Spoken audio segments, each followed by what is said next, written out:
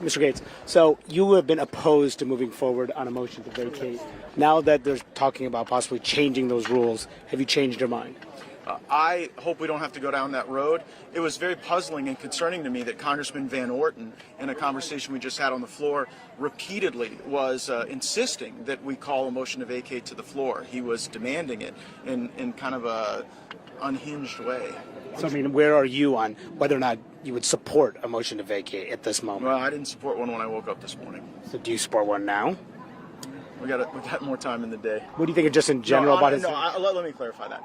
I think a motion to vacate is something that could put the conference in peril. And Ms. Boebert and I were working to avoid that. Our goal is to avoid a motion to vacate, but we are not going to surrender that accountability tool, particularly in a time when we're seeing America's interests subjugated to foreign interests abroad. And explain what was going on with Mr. Van Orten. He kept demanding that we file a motion to vacate and demanding that we do it in a privileged way. And what does that mean? I mean, does it surprise you in this climate that people might be saying that? And we've heard this from Mr. Massey. We've heard this from Ms. Green. The only thing I gleaned from it is that Mr. Van Orten is not a particularly intelligent individual. What did you spoke to the speaker? What was that conversation like? Tense. Why? Because we don't want to pass this bill. We do not. Look, the only win we've gotten in the House of Representatives is blocking the Senate supplemental.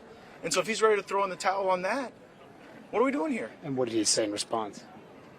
I think that he views the Ukraine issue very differently than we do. We're worried about America's border. He seems to be more worried about Ukraine. What about the House working its will? The idea that many on your side have said we want the House to work its will. The idea that you might have a coalition of some Republicans and Democrats getting together on that. Isn't that reflective of what you want it to do, even though it might not reflect what your policy goals are because it's not all Republicans for saying that? Well, my goal was to have open amendments. You want to put these bills on the floor and have absolute open amendments?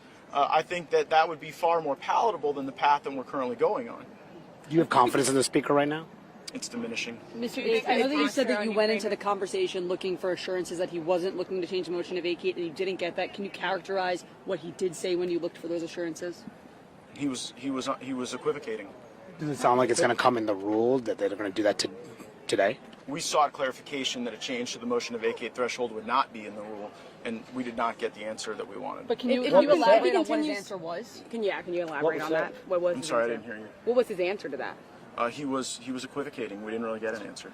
If the Speaker continues to push forward with his plan, putting these bills on the floor, you said your confidence in him is already diminishing. Is there a red line for you? Well, not really. For me, I want the Speaker to be as good a Speaker as he can be. I had the same goals for the last guy. But when they drift away from that, and look, when we voted for Mike Johnson for Speaker, he was fresh off of a vote against Ukraine aid. Yes. He was publicly advocating for a warrant requirement on FISA, yes. And the central thesis of his campaign for Speaker was single subject spending bills. How do you explain that? Well, I certainly don't explain it with a rubric of success. Doesn't he have different responsibilities as Speaker, though? It's natural. I mean, some people say, well, he changed his position on FISA based when he was on the Judiciary Committee. That when you're in the speakership, your role changes. You have to be the Speaker of the House, just not your. I don't think that being elected Speaker is a permission structure to surrender your deeply held beliefs. Yes. So He says putting the bill on the floor. Sorry to interrupt you, Congresswoman. He says putting the bill on the floor for aid to Ukraine is the right thing to do. What do you say?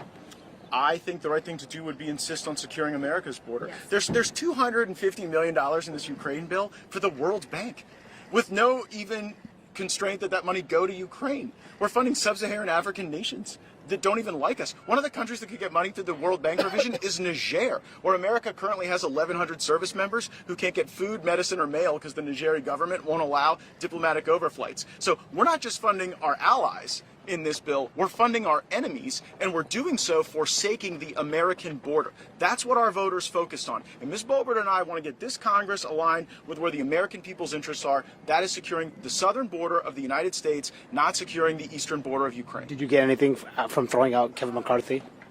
Yeah, we got Hunter Biden under oath. We got thousands of hours of additional... The policies haven't changed. Well, I think that the policy on Mayorkas impeachment changed. Kevin McCarthy was blocking the impeachment of Mayorkas. Mike Johnson allowed us to impeach Mayorkas. I think that is the type of proactive action to get border response that this House wants.